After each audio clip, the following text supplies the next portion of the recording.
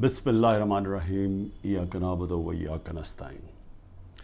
میرے پاکستانیوں، جب میں ایک بہت کیس لڑ رہا تھا جو کہ انگلینڈ میں سب سے اہم کیس تھا، یعنی 3 ہفتے کے لیے برطانیہ کی ساری اخباروں کی وہ ہیڈ لائنز تھا، اور وہ اس کی جو کیس کی جو پروسیڈنگز تھی وہ شام کو ہر ٹیلی ویژن چینل کی ہیڈ لائنز تھی۔ بڑا امپورٹنٹ، انگلینڈ کا سب سے بڑا کھلاڑی تھا اس وقت، اور میرے پر انہوں نے کیس کیا ہوا تھا۔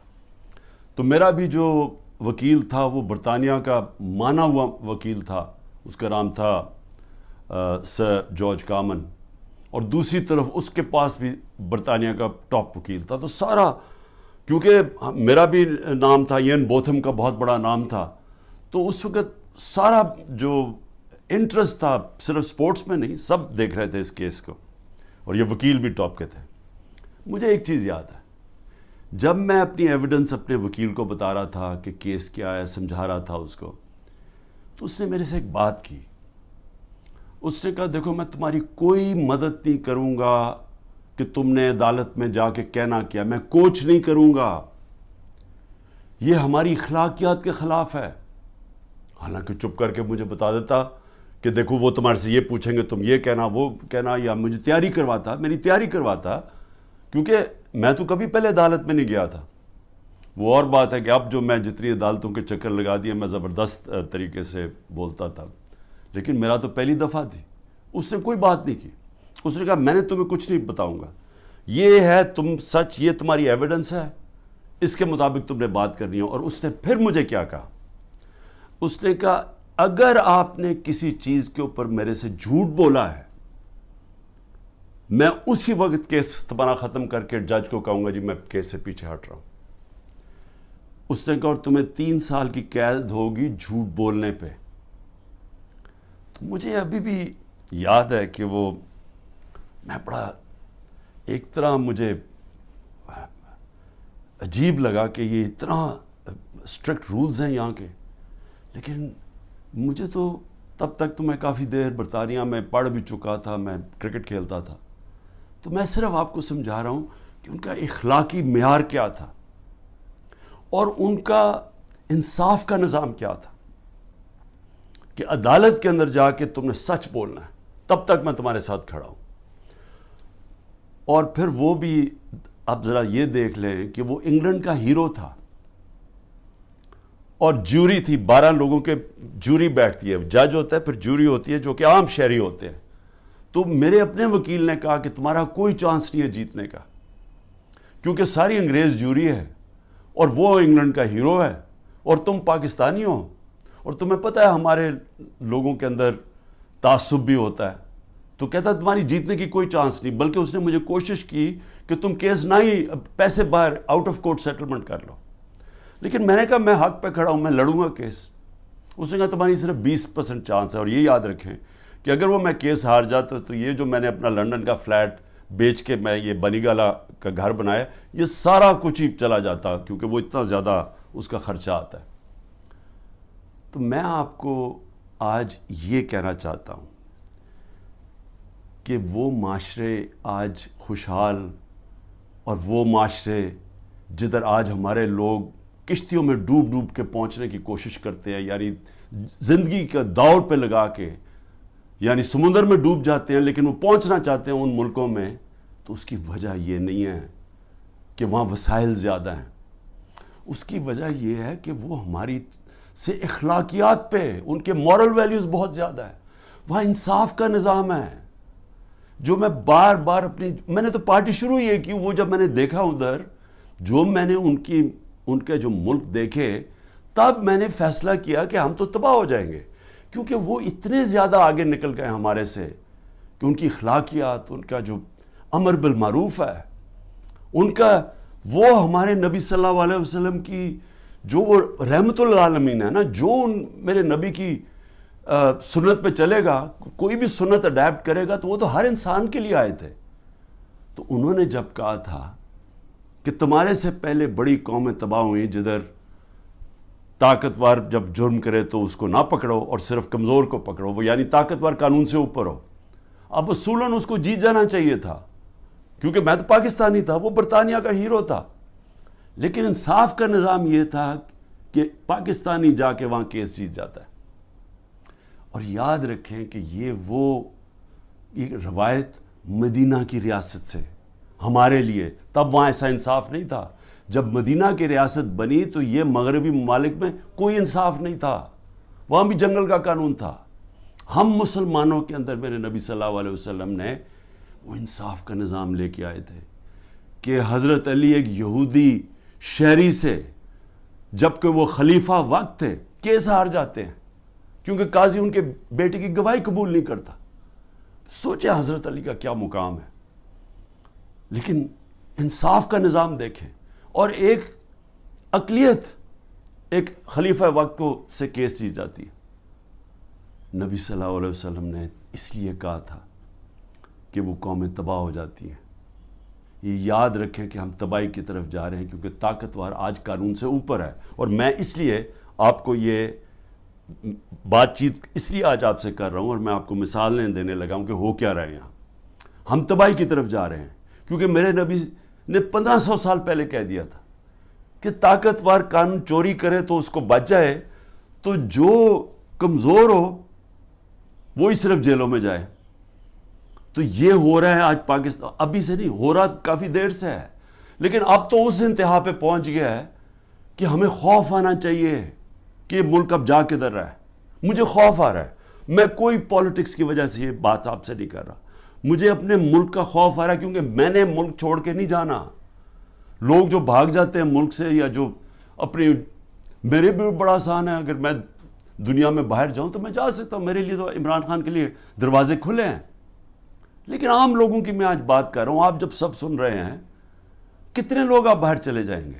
تو یہ تو وہ میرے نبی نے جو 1500 سال پہلے کہا، ہم تو وہ تیزی سے ادھر جا رہے ہیں، اور ہمارا آج جو وہاں ہو رہا ہے، خیر اس پیمانے میں تو نہیں پہنچ سکتے کہ میرے نبی نے کہا میری بیٹی نے بھی جرم کیا تو اس کو سزا ملے گی، قانون سے اوپر کوئی نہیں۔ حضرت ابو بکر نے آتے ساتھ ہی پہلی سٹیٹمنٹ، میں انصاف قائم کروں گا، طاقتور کو قانون کے نیچے لے کے آؤں۔ حضرت عمر نے اپنے بیٹے کو سزا دلوائی اس نے جب قانون توڑا۔ ہم تو وہ ان کی امت ہیں جو دنیا کے سب سے عظیم لیڈر ہیں، اور آج یہاں جو ہو رہا ہے، وہ ملک جو اسلام کے نام پہ بنا تھا، ہمیں شرم آتی ہے، دنیا ہمیں دیکھتی ہے، ہمیں شرم آتی ہے کہ یہ ہو کیا رہا ہے اس ملک کے ساتھ۔ مولانا رومی سے جب پوچھا کہ قوم کیسے مرتی ہے جو ہم آج نیچے جا رہے ہیں، تو انہوں نے کہا جب وہ اچھے اور برے کی تمیز ختم کرتی ہے، جب وہ امر بالمعروف سے ہٹ جاتی ہے، جب وہ طبقہ جو ملک کا سب سے بڑا جرم کرنے والا طبقہ ہے، جب اس کو ہم اوپر بٹھا دیتے ہیں، کیونکہ ایک آدمی فیصلہ کرتا ہے بند کمروں میں، تکبر سے بھرا ہوا، پاور اتنی اس کے پاس، وہ بڑے زور و شوروں سے فیصلہ کر رہا ہے کہ جناب عمران خان کو ہٹا کے تو میں نے ان کو، اور شہباز شریف سے تب سے اس کی بات چیت چل رہی تھی جنرل باجوہ کی۔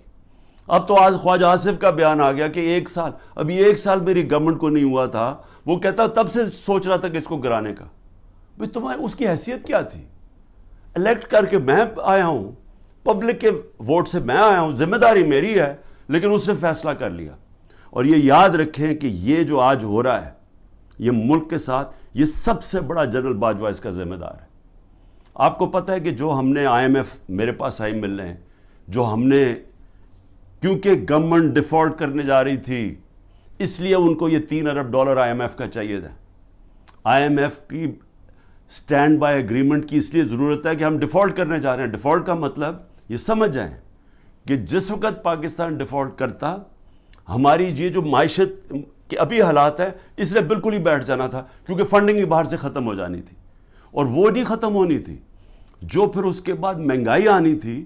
اور آج جو مہنگائی کا حال ہے، آپ ذرا تصور کریں نا کہ میں سارے تنخواہ دار طبقہ جو آج بیٹھا ہوا ہے، غریب لوگ، پینشنرز، مزدور، جو آج مہنگائی ہے، اگر ڈیفالٹ کرتا اس سے دگنی مہنگائی ہو جانی تھی، اس لیے ہم نے فیصلہ کیا، حالانکہ وہ سوچیں 10,000 لوگ ہمارے جیلوں میں ہیں، عمران خان کے اوپر 180 کیس ہو چکے ہیں، پہنچ گئے ہیں 180 تک، ہماری سینئر لیڈرشپ جیل میں ہے، لوگ انڈر گراؤنڈ میں گھر توڑ رہے ہیں ان کے، ہر قسم کا ان کی بزنسز بند کر رہے ہیں، اس کے باوجود اپنے ملک کے لیے ہم نے کہا ٹھیک ہم یہ اگریمنٹ کرتے ہیں تاکہ ملک نہ بیٹھے۔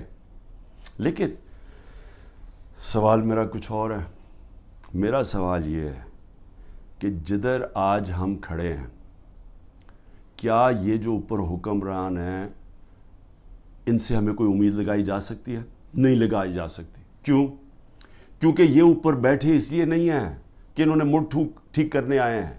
یہ میں آپ کو بتاؤں گا، یہ صرف اور صرف جو میں آپ کو 5 سال پہلے سے کہہ رہا تھا، یہ NRO والے لوگ ہیں جو میرے پیچھے صرف پڑے ہوئے تھے، سب اکٹھے ہو کے جی PDM بن گئی ہے، جی ڈیموکریٹک الائنس ہے، صرف مقصد ایک تھا کہ کسی طرح کرپشن کے کیسز سے یہ نکلے، اور میں اسی پہ چل رہا تھا۔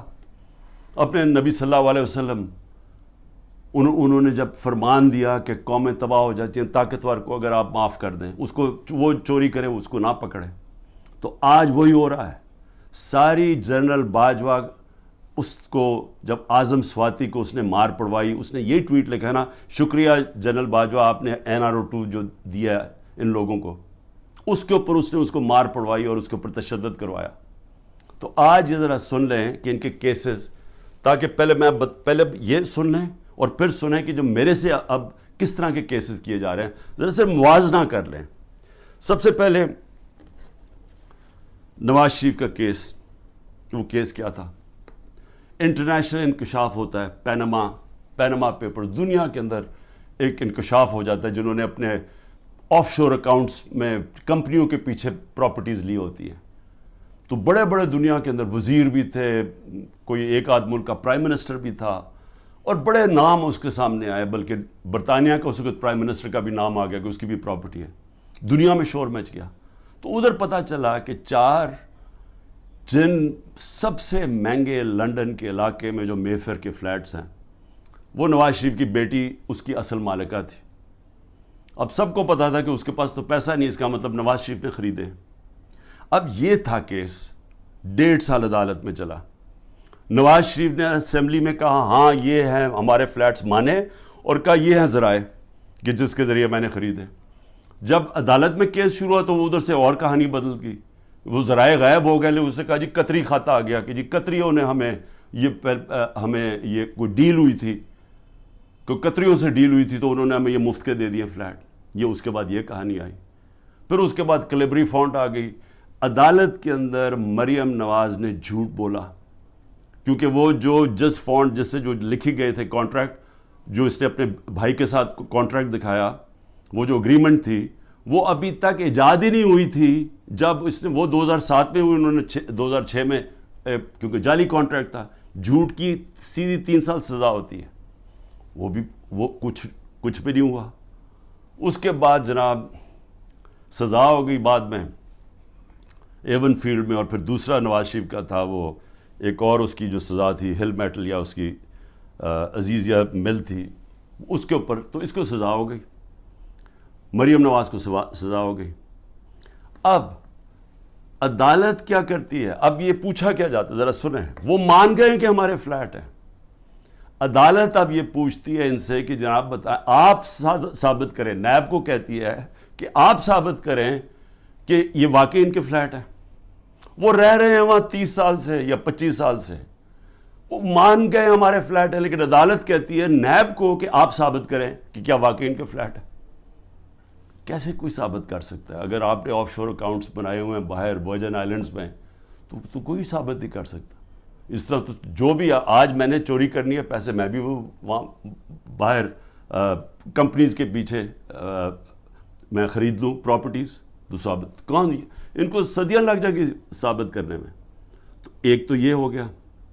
دوسرا شہباز شریف، اب یہ ذرا سن لیں، شہباز شریف کی 16 ارب روپے کے ان کے بیٹوں کی بینک اکاؤنٹس میں پیسہ آتا ہے، ڈاکیومنٹری ایویڈنس ہے، جس میں مقصود چپراسی کے بینک میں 3 ارب سے 3.5 ارب روپے آ جاتا ہے۔ ایک چپڑاسی کے بینک اکاؤنٹ میں، اور ساتھ ان کا نیب میں کیس ہوتا ہے. انہوں نے فیک اکاؤنٹس دکھائے ہوتے ہیں جو لوگ کبھی پاکستان سے باہر ہی نہیں گئے، ان کے نام میں انہوں نے کہا جی ہمیں انگلینڈ سے ریمیٹنسز مل رہی ہیں. یہی حدیبہ پیپر مل میں اس شریف خاندان نے کیا، جو اسحاق ڈار نے اپنے 164 کے بیان میں بتایا 2001-2002 میں کہ میں ان کے لیے منی لانڈرنگ کرتا تھا، یہاں سے پیسہ باہر بھیجتا تھا، ادھر کسی کوئی قاضی فیملی تھی اس کے اکاؤنٹ میں جاتا تھا. اس نے باقاعدہ بتایا سب کچھ. اس اکاؤنٹ سے پھر پیسہ پاکستان ان کی خاندان کے نام پہ آتا تھا. یعنی منی لانڈرنگ یہ حدیبہ پیپر مل سے 25 سال پہلے سے شروع کی ہوئی تھی.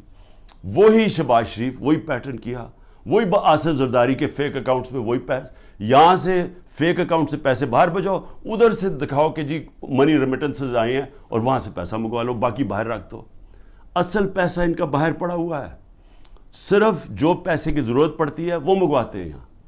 تو یہ اب آپ یہ سن لیں کہ یہ شہباز شریف کا کیس تھا. شہباز شریف بھی کیس سے نکل گیا، نواز شریف بھی کیس سے نکل گیا. شہباز شریف کیس سے کیسے نکلا؟ شہباز شریف کیس سے ایسے نکلا کہ انہوں نے پہلے تو جناب آتے ساتھ ہی ایف آئی اے کا سربراہ تبدیل کیا، کیونکہ جنرل باجوہ نے اس کو اوپر لا کے ہمارے اوپر مسلط کر دیا. جب انڈر ٹرائل تھا شہباز شریف اور اس کے بیٹے انڈر ٹرائل تھے، تو جب ہماری گورنمنٹ گرائی اس کو اوپر بٹھا دیا آ کے. اس نے آ کے آتے ساتھ ہی ایف آئی اے کا ہیڈ چینج کیا، اسے پرسیکیوشن کو چینج کیا، جو پروسیکیوشن تھی اس کو چینج کیا. انہوں نے جو پہلے انویسٹیگیشن کر رہا تھا، مسٹیریسلی ڈاکٹر رضوان کو پہلے ہٹایا اور وہ ہارٹ اٹیک سے مر گیا.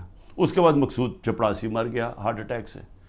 ارشد شریف جس نے بڑی ڈیٹیلڈ اس کیس کے اندر کام کیا ہوا تھا، اس کے بعد تھوڑی دیر کے بعد اس کا قتل ہو جاتا ہے.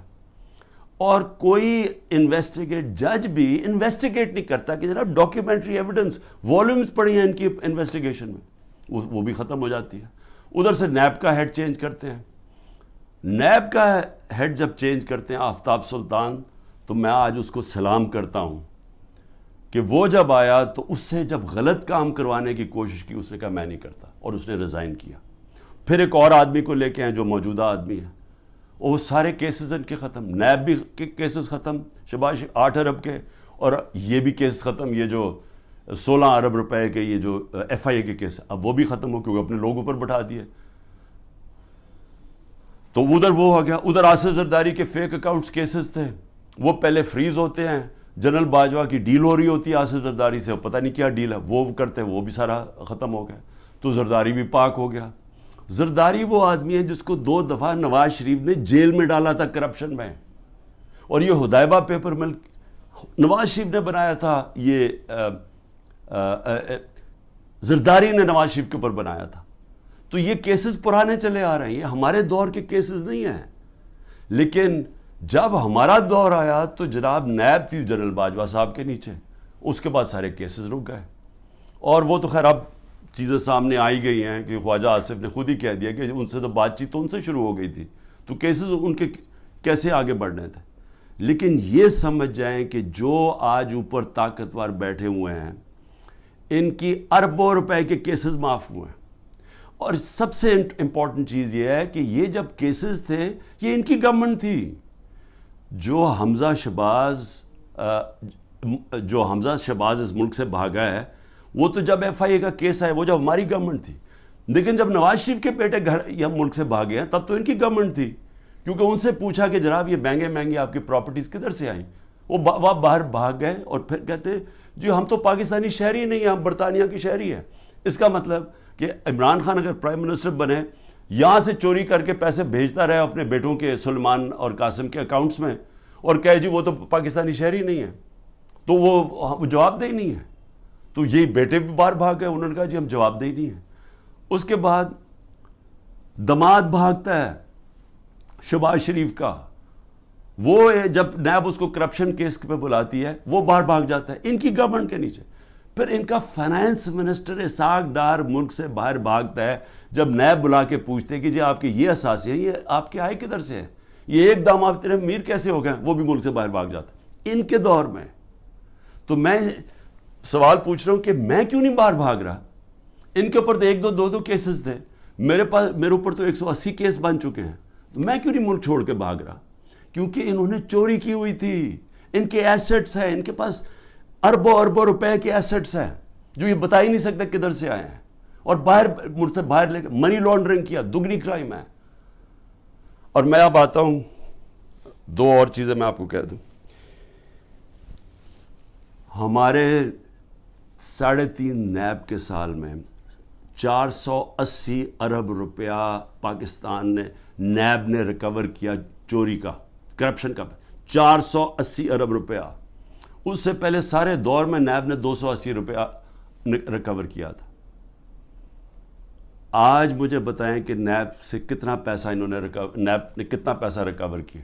1100 ارب روپیہ ریکور کرنا تھا. آج وہ کوئی پیسہ ریکور نہیں ہو رہا.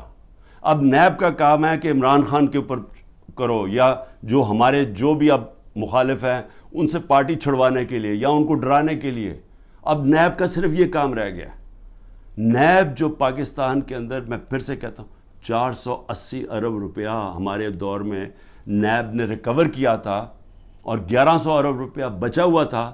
انہوں نے قانون بدل دیے, ایک قانون بدل کے نیب کا قانون بدل دیا, اس میں بچ گئے. اور دوسرا اپنا نیب کا ہیڈ بٹھا دیا ہے, جس طرح کے باقی انویسٹیگیٹنگ ایجنسیز کے اپنے لوگ بٹھا دیے. میں اب آگے آپ کو ذرا تھوڑا سا اور, کیونکہ بڑا امپورٹنٹ آپ کے لیے سمجھنا کہ آج اس ملک کے ساتھ ہم ہو کیا رہے اور ہم جا کدھر رہے ہیں. اس میں آ جائیں کہ اب میرے اوپر کیسز ہیں. میرے اوپر انہوں نے, جس طرح میں نے کہا, 180 کیسز کیے ہوئے ہیں. لیکن میں اب ان میں ذرا آپ کو بتانے لگا ہوں کہ یہ کون سے یہ کیسز یہ 6 مختلف ٹائپ کیسز میرے اوپر کیے ہوئے ہیں.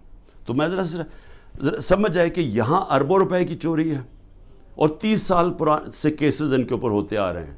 مشرف نے NRO دیا, ادھر بچ گئے. آصف زرداری کی کیس تھی, اس نے سر محل خریدا ہوا تھا, وہ انہوں نے جا کے پورا کیس کر کے جب وہ بکا سر محل, پیسہ پاکستان آنا تھا, NRO دے دیا, وہ پیسہ اپنے پاس رکھ لیا. $60 ملین سوئٹزرلینڈ میں پڑے ہوئے تھے. وہ پاکستان نے کیس کیا وہاں, وہ پیسہ پاکستان آنے لگا تھا, NRO دیا, وہ واپس چلے گئے. تو حدیبہ پیپر مل تو مشرف کے دور میں اس کے اوپر آگے پیش و رفت ہی نہیں ہوئی, جس کے اوپر اسحاق ڈار نے باقاعدہ, پھر سے میں کہہ رہا ہوں, ڈیٹیلز دی ہوئی تھی کہ کیسے وہ منی لانڈرنگ کرتا تھا ان کے لیے. تو یہ لوگ آج اوپر بیٹھے ہیں, سب کیسز معاف کروا لیے. لیکن اب کر کیا رہے ہیں؟ اب یہ کر یہ رہے ہیں کہ انہوں نے اب اس کو استعمال کر رہے ہیں, اینٹی کرپشن کو, نیب کو اور FIA کو, کس طرح اب صرف 1 پوائنٹ جائے, تحریک انصاف کو ختم کیا جائے. اب میرے اوپر کیسز سب سے زیادہ, پہلے آ جائے میرے کرپشن کیسز کیا ہیں. میں پہلے بھی بول چکا ہوں, لیکن میں آپ کو پھر یاد کرا دوں. سب سے پہلے القادر کیس کیا ہے؟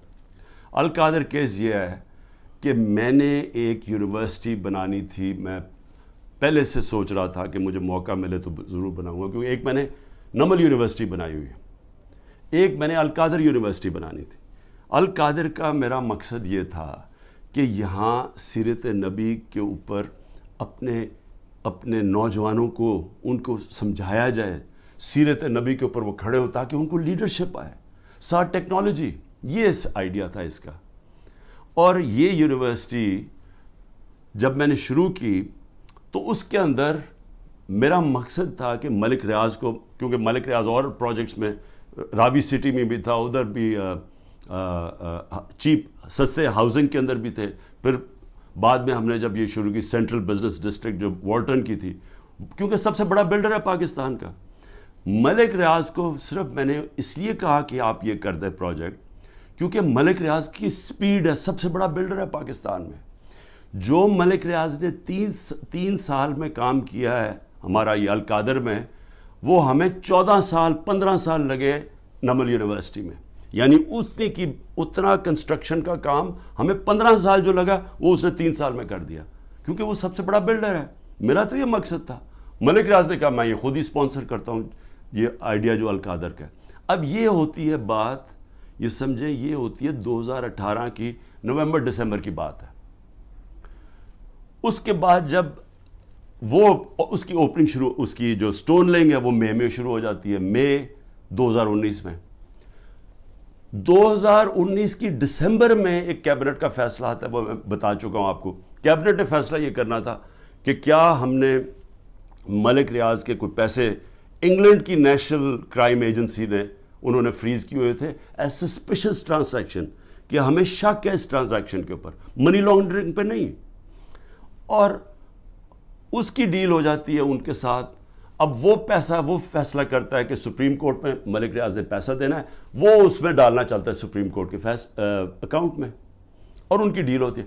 ہمارے کیبنٹ کے سامنے صرف یہ فیصلہ آتا ہے کہ اگر آپ اس کو ڈیل کو کانفیڈینشیل رکھیں گے جو اس کے اور اس میں تھی, لیکن عدالت میں آپ لے جا سکتے ہیں, لیکن صرف کیبنٹ, کیونکہ کیبنٹ میں پبلک ہو جانی تھی, تو وہ کہتا ہے پبلک نہ ہو. اگر آپ کانفیڈینشیل رکھیں گے تو 190 ملین پاؤنڈ پاکستان آ جائے گا سپریم کورٹ کے اکاؤنٹ میں. لیکن اگر آپ نہیں کریں گے تو آپ کو جا کے انگلینڈ میں کیس کرنا پڑے گا, اور وہاں ثابت کرنا پڑے گا کہ منی لانڈرنگ ہے یا نہیں ہے. وہ سول کیس تھا. ہمیں جو کیبنٹ میں بتایا جاتا ہے, اور وہاں یاد رکھیں لا منسٹر تھے, وہاں فائنانس منسٹر تھے, وہاں کیبنٹ سیکرٹری تھے, جن لوگ جو اس کے اوپر بات کر سکتے ہیں. تو سب نے یہ جو کنسنسس بنا کہ اگر ہم سول کیس کرتے ہیں یہ ثابت کرنے کے لیے منی لانڈرنگ, وہ ہمیں 5-6 سال لگ جائیں گے, اور اگر کیس ہار جاتے پیسہ وہی رہ جاتا تھا. تو یونانیمس فیصلہ ہوتا ہے کہ ہاں پیسہ تو پاکستان آ رہا ہے. یہ تھا. یہ میرے پہ کہہ رہے ہیں کہ جناب القادر یونیورسٹی جو آپ نے بنائی ہے اس کی وجہ سے آپ نے یہ ملک ریاض کا پیسہ یہ جانا چاہیے تھا پاکستان گورنمنٹ کو, بجائے چلا گیا سپریم کورٹ کے اندر. بھئی اگر پہلے تو ساری کیبنٹ کا فیصلہ ہے, منٹس ہیں اس کے اوپر, کسی نے کوئی آبجیکشن, کیونکہ ساروں کے لیے عقل تو یہ کہتی تھی نا کہ 190 ملین پاؤنڈ پاکستان آ رہا ہے.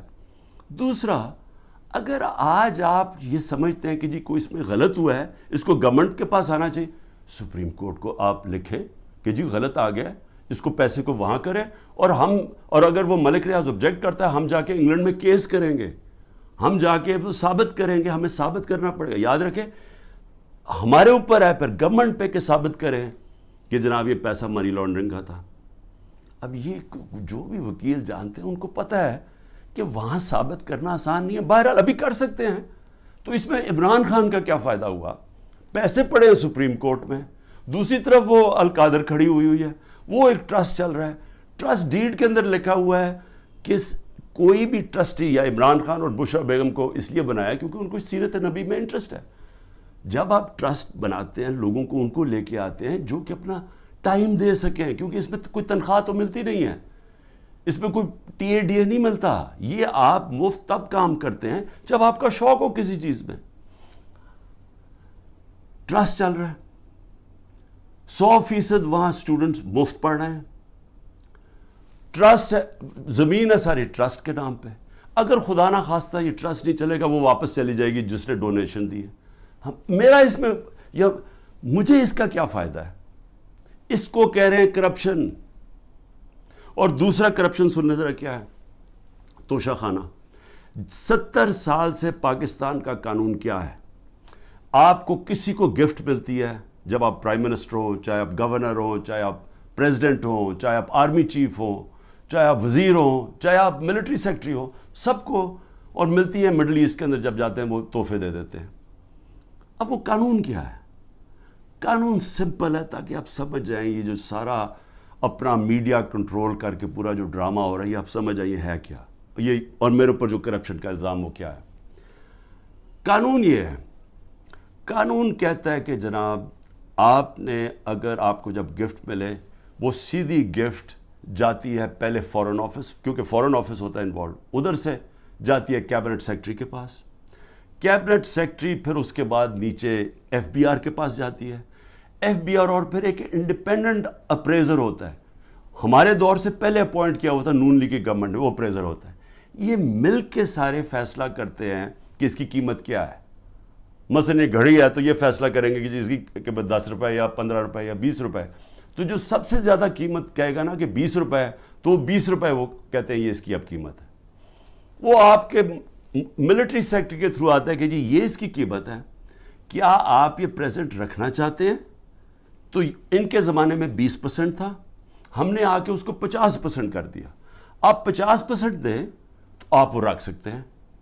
اگر آپ نہیں لینا چاہتے تو وہ چلا جاتا ہے توشہ خانہ میں, اور توشہ خانہ اس کو آکشن کر دیتا ہے. یعنی یہ کہتا ہے نا جی بڑی کوئی قیمتی کسی نے گفٹ دی یا کچھ دی یا اس کا دل خراب ہو گیا, تو اگر میں نہیں لیتا تو جو بھی جس نے دیا وہ آکشن ہو جاتی ہے, وہ پبلک میں بک جاتی ہے.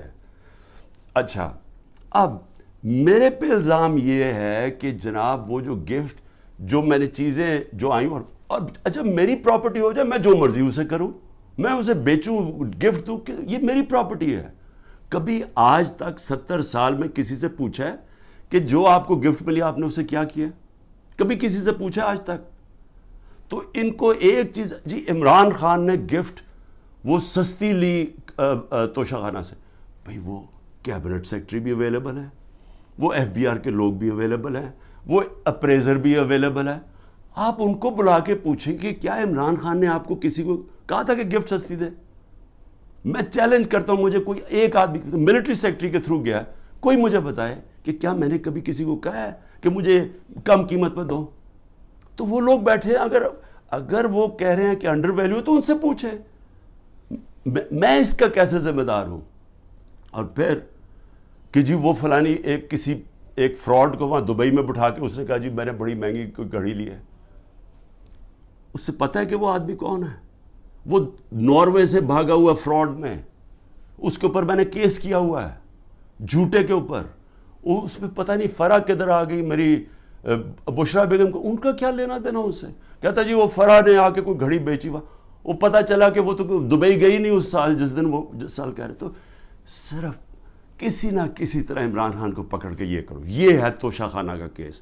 اور اگر کسی کو پکڑنا ہے توشہ خانہ کیس میں تو اس میں مریم نواز پکڑی جاتی ہے, نواز شریف پکڑا جاتا ہے, اور آصف زرداری, کیونکہ انہوں نے وہاں سے مہنگی گاڑیاں توشہ خانہ میں سے انہوں نے وہ گاڑیاں خریدی اور سستے قیمت پہ وہ خرید سکتے ہی نہیں تھے, کیونکہ توشہ خانہ میں گاڑی آپ نہیں لے سکتے. مجھے بھی گاڑی ایک ملی تھی, آپ گاڑی قانون کے مطابق نہیں لے سکتے. ان تینوں نے بھی گاڑی, اس نے زرداری نے 3 گاڑیاں نکالی, نواز شریف نے ایک مہنگی گاڑی پہلے 9 سال چلائی, اور اس کے بعد جا کے جب یہ یوسف رضا ہے تب اس نے ڈکلیئر کی اور اس کی پھر ایک قیمت ادا کی. اور مریم نواز نے ڈکلیئر ہی نہیں کی توشہ خانہ میں ایک گاڑی جو کہ ابو دھابی سے رائل فیملی سے ملی, اور وہ اس نے جا کے پھر آگے بیچ دی. تو مجھے یہ بتائیں کہ ان کے اوپر جو واضح طور پہ قانون ٹوٹا ہوا ہے, اس میں تو کوئی قانون ہی کوئی نہیں ٹوٹا. مجھے بتائیں میں نے کیا اللیگل چیز کی ہے؟ انہوں نے تو قانون توڑا ہوا ہے, ان کو نہیں کچھ کسی کو پکڑنا. پھر آگے چلیں, میرے پر ایک کیس ہے جی کہ میری بہن کو میں نے انفلوئنس کر کے ایک 6 ارب کی زمین دلوا دی صرف 6 کروڑ میں, اور 6 ارب کی اس لیے کیونکہ وہاں کوئی نہر لگنی تھی تو اس سے اس کی قیمت اوپر چلی جا رہی تھی. اور میں نے زبردستی لوگوں سے کہا کہ کیونکہ میں پرائم منسٹر تھا, میں نے زبردستی کہا کہ وہ کسانوں سے اسے زمین دلوا دی. اب یہ اتنے ڈفرز ہیں, ان کو یہی نہیں پتا کہ جو میری بہن نے پیسے دیے وہ چیک سے دیے ہوئے پیسے. چیک 25 اپریل کو 2022 کو ایک چیک دیا گیا ہے, اور 2 جون 2022 کو دوسرا چیک دیا گیا. عمران خان 9 اپریل کو پرائم منسٹر ہٹ چکا تھا, تو میں نے کیسے انفلوئنس کیا وہ کسانوں کو؟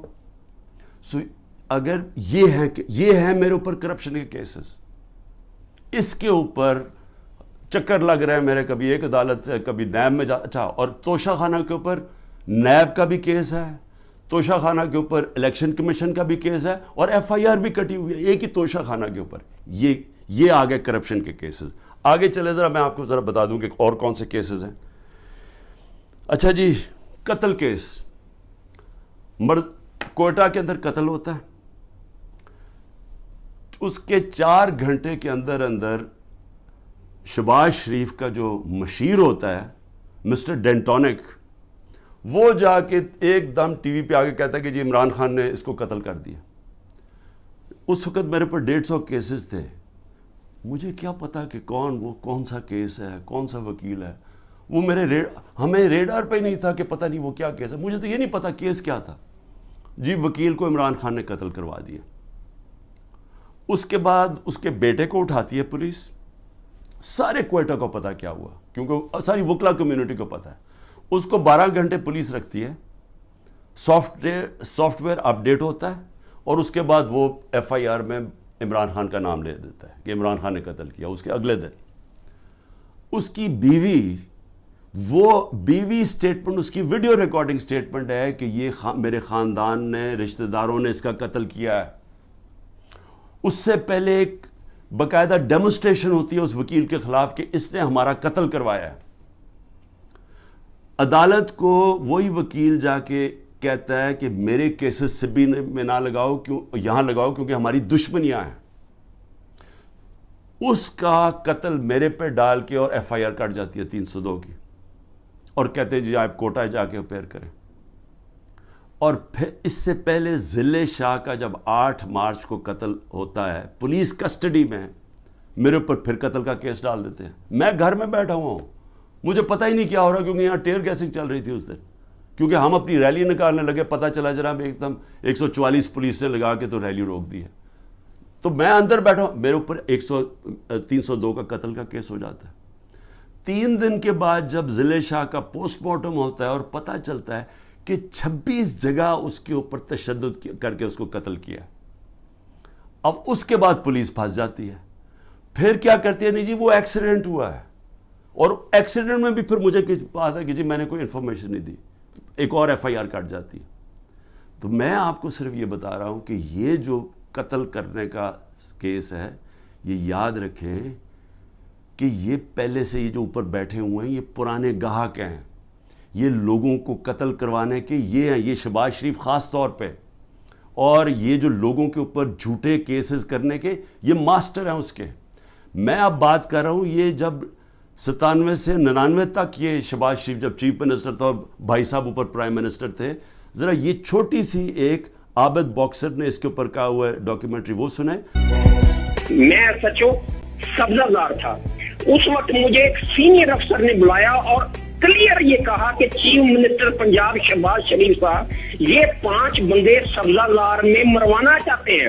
میں نے انکار کیا. میرے انکار کے بعد یہ ڈیوٹی انہوں نے اپنے لیفٹ ہینڈ، رائٹ ہینڈ نہیں لیفٹ ہینڈ عمر ورک کی لگائی، اور وہ عمر ورک نے 5 سبزہ زار میں بندے وہ قتل کیے. اس سے پہلے میں آپ کو بتا دوں کہ گارڈین کے اندر ایک آرٹیکل چھپتا ہے، یہ جب 97 سے 99 تک تھا شہباز شریف. آرٹیکل کیا ہے؟ اس میں کہتا ہے 850 ایکسٹرا جوڈیشل کلنگ پولیس مقابلے میں لوگوں کو مروایا جاتا ہے جب شہباز شریف چیف منسٹر تھا. اور اس کے اندر وہ ایمنسٹی انٹرنیشنل کنفرم کرتے ہیں کہ یہ بالکل ٹھیک ہے کہ پولیس انکاؤنٹر کے ذریعے شہباز شریف نے اس کے دور میں لوگ مروائے گئے. اب ذرا یہ سنیں کہ عابد باکسر کیا کہتا ہے. پنجاب میں جعلی مقابلوں کے لیے پولیس انسپیکٹرز کو کیسے مجبور کیا جاتا ہے؟ انکاؤنٹر اسپیشلسٹ عابد باکسر کی نئے ویڈیو میں سنسنی خیز انکشافات. مجھے حراست میں لے کر جھوٹے مقدمات میں نامزد کیا گیا، یہ ان کی جانب سے کہا گیا. کچھ چیزیں جو میڈیا اور پبلک کے سامنے لانا چاہتا ہوں کہ کس طرح شہباز شریف صاحب لوگوں کے ریکارڈ بنواتے ہیں، کس طرح انہیں جعلی پولیس مقابلے میں مارا جاتا ہے، کس طرح لوگوں کی جائیدادیں ہتھیائی جاتی ہیں. یہ تمام چیزیں میں آج پبلک کے سامنے رکھوں گا تاکہ وہ اس کا فیصلہ کر سکیں. میں 99 میں بطور S H O factory area تعینات تھا. میرے ماموں ایک رقبہ باغ گچا کی ملکیت کے دعویدار تھے. میاں صاحب اس کو خریدنا چاہتے تھے لیکن قیمت میاں صاحب کی مرضی کی ڈیسائیڈ نہیں ہو رہی تھی، جس کے بعد میاں صاحب نے اس کو ہتھیانے کا فیصلہ کیا. لیاقت نام کے مالی کو مدعی بنا دیا گیا، اور مدعی بنانے کے بعد اس کو ایک پرچہ دے دیا گیا کہ یہ تمام رجسٹریاں باغ گچا کی جو ہے یہ جعلی اور بیک ڈیٹڈ ہے. اور ایک فقرہ لکھوا دیا گیا کہ میرے ماموں ظفر عباس نے مالی کو دھمکی لگائی ہے کہ میں عابد باکسر سے تجھے مروا دوں گا. یہ جو بات یا یہ جو لائن ہے یہ اینٹی کرپشن لا کے مطابق کوئی جرم نہیں بنتا. زیادہ سے زیادہ اگر ہوتا تو 506 کا پرچہ میرے ماموں کے خلاف درج ہو سکتا تھا. میرے ماموں پہ پریشر ڈالا گیا، میرے ماموں یہ پریشر برداشت نہ کر سکے اور وہ بچوں کے ساتھ بیرون ملک چلے گئے. میاں شہباز شریف صاحب کے حکم پر مجھے معطل کر دیا گیا. معطل کرنے کے بعد مجھے گرفتار کر لیا گیا. گرفتار کرنے کے بعد مختلف تھانوں میں مجھے زیر حراست رکھا گیا. اس کے بعد ایک لیٹر حمزہ شہباز کا جو منظر عام پہ آیا, تمام پاکستان کے اخبارات میں چھپا. اس میں اس نے فواد حسن فواد صاحب کو لکھا کہ عابد باکسر کے خلاف سخت ترین ایکشن لیا جائے, اور ایک فقرہ آخر میں لکھا, please note it that we are not in the habit of listening the word legal or illegal. اس کے بعد مجھے اچھا جی, اب یہ ذرا سمجھ جائیں کہ جو قتل, اور اس نے شہباز شریف نے ایک اور میرے اوپر الزام لگا دیا ہے کہ میں آرمی چیف کو اب قتل کروانا چاہتا ہوں, کہ میں پلان کر رہا ہوں آرمی چیف کو قتل کروانے کے لیے. اور اس دیکھیں وہ جو ہوتا ہے نا, وہ کہتے ہیں کہ ایک انگریزی میں ہے کہ takes a thief to catch a thief, یعنی چور جو ہوتا ہے وہ چور کو پکڑ سکتا ہے کیونکہ چور چور کی طرح سوچتا ہے, کیونکہ یہ ساری زندگی یہ جرائم پیشہ لوگ ہیں, یہ اس کو پتہ ہے کہ عمران خان کوئی قتل نہیں کروانا ہے, ان کو پتہ ہے کہ نہ میں سب کو کوئٹہ کو پتہ ہے نہ میں نے اس کو قتل کروایا نہ یہ ذل شاہ کو, لیکن یہ جھوٹے الزام لگانے کے یہ ماسٹر ہے. اچھا یہ قتل یہ ہو گیا جی, مرڈر کیسز یہ میرے پاس ایک ایف آئی آر ادھر کی کٹی ہوئی ہے اور ایک انہوں نے ذل شاہ کے اوپر اور چینج کر کے کٹوا دیے. پھر آ جائے جی دہشت گردی. زیادہ تر اب میرے پر کیس دہشت گردی کی عدالتوں میں ہیں. اب وہ دہشت گردی کے کیسز کیسے ہیں, 9 مئی سے پہلے کیسز ہیں. وہ کیسز کیا ہیں جناب, میں کوئی ڈیمونسٹریشن ہو رہی ہے, کوئی مظاہرہ ہو رہا ہے پی ٹی آئی کا, کوئی مظاہرہ میں کوئی انسیڈنٹ ہوتا ہے, جناب عمران خان کے اوپر دہشت گردی کا کیس. ایک الیکشن کمیشن کے باہر مظاہرہ ہو رہا ہے, اس کے اندر کچھ آپس میں کچھ ہوتا ہے, مجھے کیا پتا, عمران خان کے اوپر دہشت گردی کا پرچہ. مریم نواز کی ویڈیو ہیں سب کے پاس کہ یہ جا کے یہ جب اس کی پیشی ہوتی ہے نیب کے اندر تو پتھراؤ کرتے ہیں نیب کے اوپر. گاڑی بھری ہوتی ہے جس میں پہلے پتھر لے کے جاتے ہیں, پتھراؤ ہوتا ہے. کوئی کیس ہوا اس کے اوپر, کوئی دہشت گردی کا کیس ہوا, کوئی کیس ہوا. تو کچھ بھی ہوتا ہے, کوئی ڈیمونسٹریشن کے عمران خان کے اوپر دہشت گردی کا.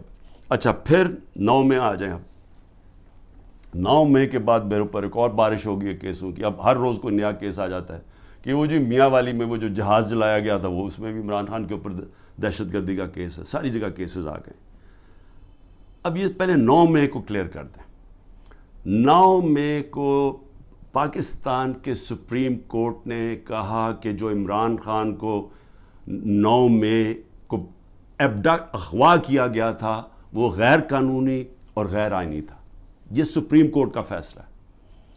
اب مظلوم میں ہوں, مجھے اٹھایا جا رہا ہے ایک دہشت گرد, ایک مجرم کی طرح وہاں سے ڈنڈے مار کے.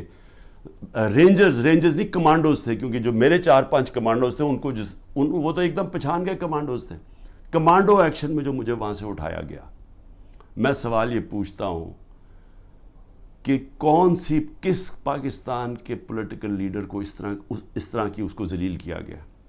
لوگوں کو مارا گیا, وہاں کے سٹاف کو مارا گیا, جو وہاں سٹاف بیٹھا ہوا تھا رجسٹری آفس کا, ہائی کورٹ کا سٹاف, وکیلوں کو مارا گیا, ڈنڈے مارے گئے. وہ بیچارے 4-5 گارڈز تھے اتنے زیادہ, انہوں نے ان کو مارا, میرے لگا ڈنڈا, جس طرح مجھے پکڑ کے لے کے گئے. اب سب سے پہلے تو یہ یاد رکھیں کہ یہ غیر آئینی اور غیر قانونی تھا, ذلیل کیا مجھے. اس کے اوپر جو ری ایکشن آیا وہ آنا تھا. سب سے بڑی پارٹی ہے پاکستان کی, تو کیا لوگوں کو جو دیکھ رہے تھے, اور صرف ری ایکشن یہاں نہیں آیا, جدھر پاکستانی انٹرنیشنل تھا وہاں ساری جگہ ری ایکشن آیا. ری ایکشن آنا تھا کیونکہ لوگ مجھے 50 سال سے جانتے ہیں, تو جو لوگوں نے دیکھا اپنی آنکھوں کے ساتھ اس کے اوپر ریئیکٹ ہی کرنا تھا. تو مظلوم یعنی ظلم میرے پہ ہوتا ہے, میرے لوگوں بالکل ان کی جائز ہوتی ہے کہ وہ آ کے پرامن احتجاج کریں, کیونکہ قانون اجازت دیتا ہے. ایک ناانصافی ہوتی ہے, اس کے اوپر پرامن احتجاج کرتے ہیں. اور صرف پاکستان, پھر سے میں کہتا ہوں, اب انٹرنیشنل جو ہوتا ہے, کیا وہاں بھی وہ غلط لوگ نکلے تھے؟ اس سب کو ایک بس جناب فوج کے خلاف کچھ ہو گیا, شہداء کے خلاف کچھ ہو گیا, اس کو اس مد میں ڈال کے کہ وہ بات نہیں کرتا کہ وہاں گولیاں چلائیں گئی, نہتے لوگوں کو مارا گیا. 25 لوگ کم از کم انہوں نے مارے ہیں, کیونکہ ہمیں پوری طرح پتہ نہیں ہے جو پولیس نے 25 لوگوں کو گولی قتل کیا, شہید کیا میں کہتا ہوں, کیونکہ پرامن احتجاج حق کے لیے, ناانصافی کے خلاف کھڑا ہونا تو ہمارا حق ہے. اس کے اوپر لوگوں کو قتل کیا گیا اور وہ شہید ہیں. جو انصاف کے لیے کھڑا ہوتا ہے اس کو شہید کہتے ہیں. 16 کے پاس ہماری ایڈریسز ہیں, جو ان کے رشتہ دار ہیں ان کے اوپر چڑھائی کر دی. وہ بیچارے ڈرے ہوئے بیٹھے ہیں, مشکل سے نام دے رہے ہیں. جو باقی 8-9 ہیں وہ ہمیں بتا ہی نہیں رہے, کیونکہ وہ ڈرے ہوئے انڈر گراؤنڈ چلے گئے ہیں. اس طرح انہوں نے, جس طرح ضلع شاہ کے گھر ساری پہنچ گئی تھی ان کی ساری پنجاب کے آئی جی اور سارے, اور اسے جب اس کی جب باڈی تھی تو اس کو کہا جی یہ ایکسیڈنٹ ہوا, زمین پہ پڑا, یہ ملا ہے سائٹ پہ. جو سارے باڈی کے اوپر جو پوسٹ مارٹم میں تشدد کے, کیونکہ کبھی ایکسیڈنٹ میں بھی تشدد ہوتا ہے, تو ساری پولیس پہنچ گئی اور وہ بیچارے پیچھے سہم گئے. اسی طرح سارے جو ان کے رشتہ دار ہیں جو ہوا ہے وہ سارے سہم گئے. 9 کا ہمیں پتہ نہیں چل رہا, اور 16 جو ہیں ان کو وہ دے نہیں رہے, ان کو رپورٹ نہیں دے رہے, ان کا پوسٹ مارٹم نہیں کر رہے. تو پہلے تو ان کو قتل کیا, شہید کیا, اس کے بعد انہی کے اوپر دباؤ ڈال دیا, جو مظلوم ہیں انہی کے اوپر ڈال دیا, کیسز بھی ان کے اوپر کر دیے. اس کے علاوہ جو ٹوٹل گولیاں لگی ہیں وہ 100 سے 200 گولیاں لگی ہیں. جو ہاسپٹل میں پڑے ہوئے تھے ان کو اٹھا کے جیلوں میں لے گئے, جن کو گولیاں لگی تھیں. 3 کی ٹانگیں کٹ گئیں, 1 پیرالائز ہو گیا جو پیچھے گولی لگی. لیکن صرف وہ بلڈنگز کو آگ لگا دی. بھئی ہم سارے مذمت کرتے ہیں. وہ ججمنٹ میں دیکھ لیں چیف جسٹس کی, کہ مجھے تو پتہ ہی کچھ نہیں تھا. میں تو جب چیف جسٹس کے وہاں سامنے ہوا, انہوں نے بتایا کہ جی, میں نے کہا میں سخت مذمت کرتا ہوں. 27 سال سے میں نے لوگوں کو کہا ہوا ہے کہ قانون کے بیچ میں رہ کے ہم نے ہمیشہ, اور رہے ہیں قانون کے بیچ میں, ہمیشہ احتجاج ہم نے قانون کے بیچ میں کیا. ہم نے جب 126 دن کا دھرنا دیا, مجھے بتائیں پاکستان کی تاریخ کا سب سے بڑا وہ ہمارا پروٹیسٹ تھا. کیا ہوا, کیا لڑائی, کوئی لڑائی ہوئی, کوئی لوگوں کو مارا داڑا, ساری دنیا آتی تھی پروٹیسٹ کر کے چلی جاتی تھی. میں نے کوئی 70 جلسے کیے پاور سے نکلنے کے لیے, تاریخ میں سب سے بڑے جلسے ہوئے ہیں. کوئی بتائیں کوئی کسی قسم کا انتشار ہوا, مجھے گولیاں لگیں تو کوئی بلڈنگ جلائی گئی. تو یہ جو ہوا ہے, ہم بار بار کہہ رہے ہیں کہ جی اس کی انڈیپینڈنٹ انویسٹیگیشن کروائیں. ہر چیز کی ہمیشہ انڈیپینڈنٹ انویسٹیگیشن ہوتی. ہمارا کچھ سن ہی نہیں رہا. ہمارے پاس جو ایویڈنس ہے کہ یہ لوگ اندر گھسائے ہوئے تھے جنہوں نے جا کے یہ جو جلائی ہیں, میں چیلنج کرتا ہوں کہ یہ جو ہوا ہے کور کمانڈر کا گھر, اس کے اوپر صحیح انویسٹیگیشن ہو, آپ کو پتہ چلے گا کہ پیچھے کتنی بڑی سازش ہوئی ہے. یہ سب سے پہلے تو پنجاب پولیس, آئی جی پولیس سے پوچھے. جب کیپٹل ہل کے اندر واشنگٹن میں جب ٹرمپ کے سپورٹرز چڑھ گئے, سب سے پہلے انہوں نے پولیس چیف کو خارج کروایا, اس سے فارغ کیا. تو اس سے کیوں نہیں کوئی پوچھ رہا؟ اوپر سے یہ کہہ رہے جی عمران خان ملٹری کورٹ میں, یہ عمران خان اس میں ملوث تھا.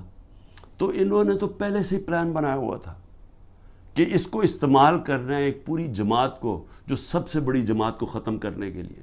اور یہ پوری کوشش کر رہے ہیں کہ جو لوگوں کو جیلوں میں ڈالا, جو کر رہے ہیں لوگوں سے. یعنی میں کبھی نہیں سمجھتا تھا کہ یہ ملک اتنا نیچے چلا جائے گا, کہ ہماری اخلاقیات اتنی گر جائیں گی.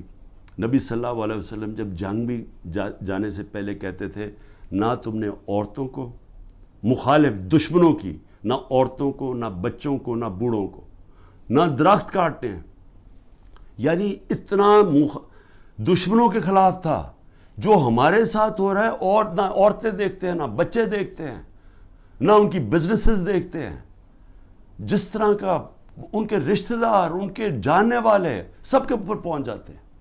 یعنی ایسی کبھی میں نے اس طرح کا ظلم نہیں دیکھا جو ہمارے خلاف اس وقت ہو رہا ہے. اور آڑ کس کی لے رہے ہیں؟ جناب بہت بڑا ظلم کر دیا ہم نے 9 مئی کو. تو 9 مئی کو جو میرے سے ظلم ہوا, جو شروع ہی ہوا, جس کی وجہ سے سارا کچھ ریاکشن ہوا, اس کے اوپر تو کوئی انکوائری بھی نہیں ہوئی. اور اس لیے میں یہ ابھی تو جو کیسز اب بن رہے ہیں, اس کی آڑ لے کے ہر دوسرے دن ایک نیا دہشت گردی کا کیس بن جاتا ہے, جو 180 تک پہنچ چکا ہوں. اور یہ اب ممکن ہی نہیں ہے میرے لیے کہ میں ساری جگہ بھاگا پھروں. کوئی میاں والی میں کیس ہے, فیصل آباد میں کیس, جدھر جی وہ 9 مئی کا بنا کے جس کو کیسز ہے. تو کوشش کر رہا ہوں, ملک سے تو نہیں بھاگوں گا, ہو سکے گا کہ ایک وقت ایسا آئے گا کہ میں یہ نہیں کر سکوں, اور جیل میں ڈال دیں گے, ڈال دے, تیار ہوں میں جیل کے لیے. صرف ایک اور میں چیز کہنا چاہتا ہوں, یہ 144 سے لگا دیتے ہیں. ایک یہ نیا ڈرامہ شروع کیا, ہم اب الیکشن کیمپین 8 مارچ کو الیکشن کیمپین کا اپنا آغاز کرتے ہیں, 7 مارچ کو بیٹھ کے پولیس سے طے کرتے ہیں روٹ یہ لاہور کی کہ ہم اپنی, کیونکہ سپریم کورٹ 30 اپریل کا الیکشن اناؤنس کر دیتا ہے, تو ہم اپنی آغاز کرتے ہیں کیمپین کا. صبح پتہ تو چلتا ہے جی ایک دم ساری جگہ پولیس پہنچ گئی, راستے بند کر دیے ہیں, واٹر کیننز آ گئی ہیں, ٹیئر گیسنگ شروع ہو گئی, جو ریلی, اور میں گھر بیٹھا انتظار کر رہا ہوں, اب میں نے ریلی جوائن کرنی ہے, پتہ چلا جناب ٹیئر گیسنگ ہو گئی ہے, میرے گھر کے باہر پولیس پہنچ گئی ہے. اس کے بعد اگلے دن اس دن زلیشا قتل ہو جاتا ہے, اور جو تشدد سے اس کو بیچارے کو شہید کرتے. اس کے بعد یہ ذرا سنتے جائیں, 14 مارچ کو وارنٹ آ جاتی ہے میرے گھر میں کہ جی آپ کو ہم پکڑنا چاہتے ہیں, کیونکہ آپ نے وہ 18 مارچ کو میں نے ایک عدالت میں اپیئر ہونا ہے میجسٹریٹ کے کورٹ میں, 4 دن پہلے پولیس پہنچ جاتی ہے. آپ کو اگر میجسٹریٹ کورٹ میں پیش بھی ہونا ہے تو ایک دن 24 گھنٹے میں پیش کرنا پڑتا ہے, وہ 4 دن پہلے پولیس پہنچ جاتی ہے. اور وہ جو کیس تھا, میں کہہ رہا ہوں, ہماری سینئر لیڈرشپ کہہ رہی ہے ہاں جی عمران خان عدالت میں پیش ہوگا, وہ سارے باہر پولیس کو کہہ رہی ہے, وہ سن ہی نہیں رہے. اس کے بعد جو یہ ذرا سمجھ رہے ہیں, جو CRPC کرمنل کوڈ کا جو سیکشن 75 ہے, اس کے مطابق اگر آپ وکیل آپ کو ایشورٹی بانڈ دے دیتا ہے کہ عمران خان 18 کو پہنچے گا, تو وہ اریسٹ نہیں کر سکتے. یہاں کا جناب جو CCPO ہے, اس کے پیچھے میرا وکیل, اور وہ بھی وکیل بھی ہائی کورٹ بار ایسوسی ایشن کا پریزیڈنٹ, وہ پیچھے پھر رہا ہے ایشورٹی بانڈ لے کے, وہ مل ہی نہیں رہا اسے, کیونکہ بدنیت ہے. یہاں پھر مجھے اغوا کرنے آئے تھے, 24 گھنٹے میرے گھر کے اوپر اٹیک کیا. اچھا اب پھر 144 وہاں ہمارا 14 مئی کو جب ہم دیکھ رہے ہیں کہ الیکشن نہیں کرنے جا رہے, تو ہم 6 مئی کو اپنی آئین کے لیے, کیونکہ آئینی طور پہ ان کو الیکشن کروانا چاہیے تھا 14 مئی کو, جب آئینی طور پہ الیکشن نہیں کر رہے تو ہمیں کیا پتہ چلتا ہے کہ جی ایک دم اسلام آباد میں ہم ریلیز نکال رہے ہیں, سارے ملک میں ریلیز نکل رہی ہیں. اسلام آباد میں ریلی نکلتی ہے 144, عمران خان کے اوپر یہاں کیس ہو جاتا ہے. سارے پاکستان میں ریلیز نکل رہی ہیں, لیکن اسلام آباد میں جی کیونکہ 144 لگا دیا تھا, وہ 144 لگتا ہی صرف ہمارے لیے. مولانا فضل الرحمان نے ریڈ زون میں جا کے 144 کے دوران سپریم کورٹ کے باہر پورا گالیاں نکالی چیف جسٹس کو, عدالتوں کو گالیاں نکالی سپریم کورٹ کے چیف جسٹس کو کھڑے ہو کے, اور ان ساروں نے تقریریں کی ریڈ زون کے اندر. اس کے لیے 144 نہیں تھا, اس کو بلکہ فیسیلیٹیٹ کر رہی ہے حکومت جا کے وہ ریلی نکالنے کے لیے. لیکن ایک آئین کے لیے, ایک آئین کی خلاف ورزی ہو رہی ہے, اس کے لیے ریلی نکل رہی ہے, اور اس کے اوپر عمران خان کے اوپر کیس. تو یہ ہیں اس طرح کے کیسز. میں آخر میں اب کہنا کیا چاہتا ہوں, دیکھیں میں اپنی قوم سے بات کرنا چاہتا ہوں. میں نے تو اس کا مقابلہ کرنا ہی ہے, میں تو آپ کو کہہ بیٹھا ہوں. اتنے زیادہ کیسز ہیں میرا, تو اب بلکہ میں وکیل ہی تقریباً بن گیا ہوں, اور میرا اب عدالتیں تو میرے آفس ہی بن گئی ہیں. میرا تو ہر روز ایسے ہے کہ جس طرح میں آفس جا رہا ہوں, اور میں تو اس کا مقابلہ کرتا رہوں گا. لیکن یہ ہو سکتا ہے کہ میں اب میں میاں والی بھی جانا ہے تو کوئٹہ بھی جانا ہے, یہ ہو سکتا ہے کہ میں اب نہ کروں. انہوں نے وارنٹ نکالتے ہیں, اریسٹ کر دیں گے. پلان تو ان کا کہ کسی نہ کسی طرح اس کو اریسٹ کرو تاکہ یہ جیل میں جائے, اور پھر اس کی پارٹی توڑو, اور اس کے بعد پھر الیکشن اناؤنس کرو. یہ ان کا پلان ہے, میں تو اس کے لیے تیار ہوں. لیکن میں اپنی قوم سے آخر میں کیا کہنا چاہتا ہوں, دیکھیں یہ جو ہو رہا ہے نا, یہ عمران خان بنے پرائم منسٹر, الیکشن جیتے نہ جیتے, جیل میں جائے, لیکن مسئلہ تو پاکستان کا اس وقت. تو میں آپ کے لیے اب کہہ رہا ہوں, یہ جو ہو رہا ہے نا, یہ صرف اور صرف ملک کی اب تباہی ہے. یہ جو چور اوپر بیٹھ گئے ہیں, اور میں نے آپ کو ان کے کیسز بتایا, یہ تو کچھ بھی نہیں ہے کیسز, ان کے اوپر تو پوری کتابیں ہیں ان کی کیسز کے اوپر. ان کے اوپر تو باہر کی کتابوں میں ان دونوں کے زرداری اور نواز شریف خاندانوں کے اوپر چوری کے اوپر ان کے اوپر کتابوں کے اندر مینشن کیا ہوا ہے, باہر کے اخباروں میں ہے. یہ ایک دوسرے کے متعلق کیا کہتے تھے, اسٹیبلشمنٹ ان کے متعلق کیا کہتی تھی, تو اس میں تو کسی کو کوئی شک نہیں ہے کہ انہوں نے کیا کیا. اب یہ جو پلان بن رہا ہے کہ عمران خان کو جیل میں ڈال کے ان کو واپس لے کے آنا, چلے عمران خان جیل میں بھی چلا جاتا ہے, یہ واپس بھی آ جاتے ہیں, لیکن ملک کا کیا بنتا ہے؟ میں یہ سوال پوچھ رہا ہوں کہ ملک کا جو حالات ہیں, یہ جو جنرل باجوہ نے یہ انجینئرنگ کر کے ان کو اوپر بٹھایا ہے, کیا ملک بچ جائے گا ایسے؟ مجھے یہ بتائیں کہ صرف معاشیت کو دیکھ لیں کہ ہم جب 1 سال میرے ہٹانے سے 1 سال پہلے جو ہمارا ڈالر, کیونکہ اصل مسئلہ پاکستان کا ڈالرز کا ہے, ہم کیوں IMF کے گھٹنوں میں پھر رہے ہیں؟ کیونکہ ہمارے پاس ڈالرز کی کمی ہے, IMF سے ہمیں ڈالرز چاہیے. لیکن جس وقت ہمارا جو آخری سال تھا 8.7 ارب ڈالر کا ہمارا ڈالر انکم میں اضافہ ہوا تھا, ایکسپورٹس میں اور ریمیٹنسز میں 8.7 ارب ڈالر کا اضافہ ہوا تھا. اس سال جب سے یہ جنرل باجوہ کے یہ تحفے آئے ہیں, انہوں نے 1 سال کے اندر 8.5 ارب ڈالر کی کمی کی ہے ریمیٹنسز اور ایکسپورٹس میں. وہ جو ہمارا بڑھا تھا اور ہمارا پورا ماشاءاللہ جس طرح ہم جا رہے تھے مزید ہمارے اور بڑھنا تھا, کیونکہ ہمارا 2 سال میں بڑھتا جا رہا تھا. ان کا 1 سال میں 8.5 ارب ڈالر کم ہوا ہے ریمیٹنسز میں اور ایکسپورٹس میں. اس کا مطلب کہ 3 ارب ڈالر کے تو ہم قرضے لے رہے ہیں ان سے, اور جو آمدنی ہے وہ سکڑتی جا رہی ہے. اگر ایک گھر کے اندر آپ کے اوپر قرضے چڑھتے جا رہے ہیں تو آپ آمدنی بڑھا کے قرضے واپس کریں گے نا. اگر آمدنی آپ کی کم ہو رہی ہے تو قرضے آپ نے کیسے واپس کرنے؟ تو یہ ہے تباہی کی طرف. بے روزگاری بڑھ رہی ہے, مہنگائی بڑھ رہی ہے, تنخواہ دار طبقہ پس گیا ہے, عوام کو سامنے کچھ نظر نہیں آ رہا. جو اس ملک کے قابل لوگ ہیں وہ باہر جانے کا سوچ رہے ہیں. 9 لاکھ پروفیشنلز ملک چھوڑ کے چلے گئے ہیں کیونکہ ان کو امید نہیں نظر آ رہی. کیونکہ امید یہ جب ان شکلیں دیکھتے ہیں جو دبئی میں بیٹھ کے گدوں کی طرح پاکستان کی بندر بانٹ کر رہے تھے, وہ لوگ پاکستان سے مایوس ہو گئے ہیں. آگے نظر کچھ نہیں آ رہا. اوپر انصاف کا نظام جس ملک میں یہ ہو کہ یہ چور اوپر بیٹھ کے اپنے کیسز اربوں روپے کے 1100 ارب روپے کے کیس معاف کروا دیں, اور وہ جو لوگ جن کی انصاف کی تحریک جو 27 سال لے کے آئے تھے کہ جی اس ملک میں رول آف لا ہو, ان کے اوپر کیسز کی بارش ہوئی ہے. ان کے اوپر 3-3 4-4 کیسز تھے. میرے پر 180 کے قریب کیسز ہیں. کبھی ہوا ہے دنیا میں کسی ملک میں ایسے کبھی ہوا ہے؟ لیکن یہ ہو اس لیے رہا ہے کہ یہاں مجرم اوپر بیٹھ گئے ہیں. اور میں قوم کو آج کہہ رہا ہوں, میں سارے وہ لوگ جو کہ یہ غلط کام کر رہے ہیں ان چوروں کے لیے, دیکھیں اللہ نے کیوں کہا تھا کہ رزق میرے ہاتھ میں ہے؟ اس نے اس لیے کہا تھا کہ کوئی اپنی رزق بچانے کے لیے, تنخواہ بچانے کے لیے, نوکری بچانے کے لیے آپ کوئی غلط کام نہ کریں. آپ کے اوپر اللہ نے لازم کیا ہوا ہے کہ آپ قانون کے مطابق چلیں. برطانیہ میں کسی پولیس والے کی جرت, کسی اوپر آفیسر کی جرت نہ ہو کہ نیچے پولیس والے کو کہا کہ غلط کام کرو, کسی کے گھر کے توڑ کے اندر چلے جاؤ, وہاں اس کا گھر لوٹ لو, ان کی بزنسز بند کر دو. جرت نہ ہو, پولیس چیف کی جرت نہ ہو, کیونکہ اسے پتا ہوگا کہ قانون میں وہ نیچے کھڑا ہوگا کہے گا میں یہ نہیں کرتا, یہ قانون مجھے اجازت نہیں دیتا. وہاں کا اس لیے وہ کامیاب ہے ملک, اس لیے ہمارے لوگ بیچارے سمندروں میں ڈوبنے کی رسک لیتے ہوتے پہنچنے کی کوشش کرتے ہیں, کیونکہ وہاں انصاف ہے.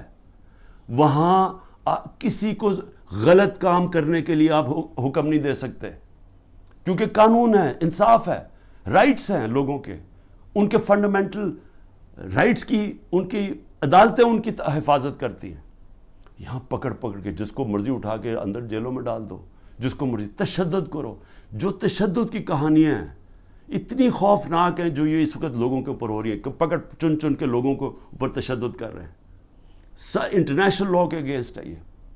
تو جو لوگ یہ سارے لگے ہوئے ہیں, نیب میں بیٹھے ہیں, FIA میں بیٹھے ہیں, پولیس میں بیٹھے ہیں, جو تنخواہ دار لوگ ہیں, میں ساروں کو آج کہہ رہا ہوں کہ دیکھیں آپ اللہ کو جواب دیں.